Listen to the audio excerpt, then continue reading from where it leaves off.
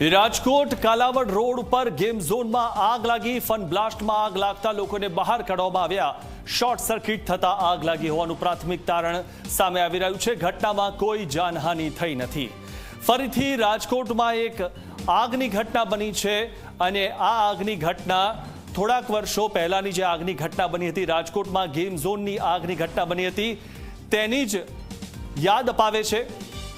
તો આ વિશે વધુ માહિતી મેળવી અમારા સંવાદદાતા ગૌરવ પાસેથી। ગૌરવ, રાજકોટમાં થોડાક વર્ષો પહેલા જે ઘટના બની હતી તેવી યાદ અપાવી રહી છે આ ઘટના, પરંતુ સૌથી મહત્વની વાત એ છે કે કોઈ જાનહાનિ થઈ નથી।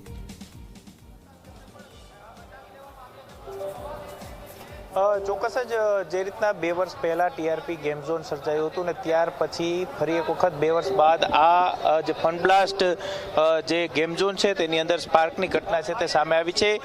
સ્પાર્ક થતાની સાથે જ ધુમાડા છે તે ગોટા જોવા મળ્યા હતા ને ત્યાર પછી અહીં ફાયર સેફ્ટીના જે સાધનો હતા તેના દ્વારા જે ગેમ ઝોનના જે માલિક છે, સંચાલકો છે, તેમના દ્વારા આ ગેમ ઝોન ની અંદર જે આગ લાગી હતી તે ઠારી દેવામાં આવી છે। આપણી સાથે નાયબ મ્યુનિસિપલ કમિશનર છે ચેતન નંદાણી સાહેબ, સર શું ઘટના બની હતી?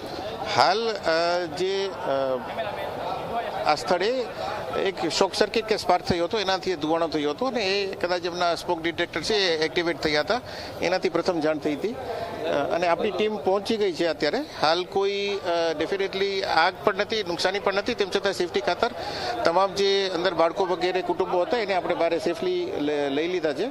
હાલ કોઈ આપની પાસે પૂરતા જે સર્ટિફિકેટ છે, ફાયર એનઓસી સહિતના સાધનો, ઇક્વિપમેન્ટ પૂરા છે કે તેને લઈને કોઈ ચકાસણી કરવામાં આવી છે? અમને એનઓસી મળેલી છે, એટલે એ રીતે પૂરતા સાધન હશે તો જ આપણે એનઓસી આપેલી હશે। તેમ છતાં અત્યારની જે આપણી ટીમ છે તે જે બી હશે તે જોઈ રહી છે। સામાન્ય રીતે વેકેશનનો સમય છે, બાળકો ખૂબ જ મોટી સંખ્યામાં આવ્યા હોય, કેટલા લોકો હતા અને આ જે ઘટના બની એમાં કેટલા સમયમાં રેસ્ક્યુ કરવામાં આવ્યું? હું માનું છું લગભગ 300 થી વધારે બાળકો મને દેખાણા અત્યારે જે બારે ઊભા છે તે। રેસ્ક્યુ કેટલો ટાઈમની અંદર કરવામાં આવ્યું તમામનું? એ તો હાર્ડલી 2 મિનિટ કે 3 મિનિટમાં। સર, સામાન્ય રીતે ગેમ ઝોનમાં આગ લાગે ત્યારે આગ જે વિકરાળ સ્વરૂપ ધારણ કરતી હોય છે, આપને પણ ખબર છે ટીઆરપી ગેમ ઝોન તાજેતરનો સાહેબ આ પ્રકારના ગેમ ઝોન જે ચાલતા હોય છે તેમની સામે કોઈ પગલાં લેવાય છે ખરા કે સાહેબ આ ઘટના આ બીજી ઘટના છે કે આમાં નાના બાળકો હોય અને કોઈ દુર્ઘટના મોટી ઘટી હોય તો સાહેબ શું? એટલે આ જે ગેમ ઝોન છે, કારણ કે એ ઘટના પછી નવા નોર્મ્સ અમલમાં આવ્યા।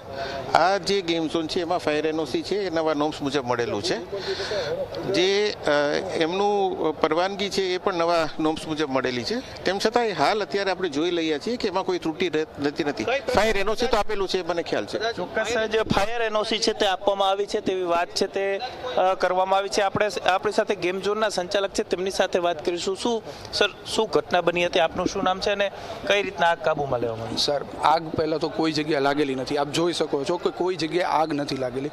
અમારા જે સ્મોક ડિટેક્ટર હતા એને એક્ટિવ થયું, વૂટર વાગ્યું છે, બાકી કોઈ જગ્યાએ આપ બી જોઈ શકો છો આગ કોઈ જગ્યાએ લાગેલી નથી। સર, કેટલા લોકોને રેસ્ક્યુ કરીને બહાર કાઢવામાં? સર, 600 અરાઉન્ડ માણસો હતા, તો એ બધાને અમારા સ્ટાફે શાંતિથી બધાને પ્રોપર રેસ્ક્યુ કર્યું છે અરાઉન્ડ 7 વાગ્યા આસપાસ।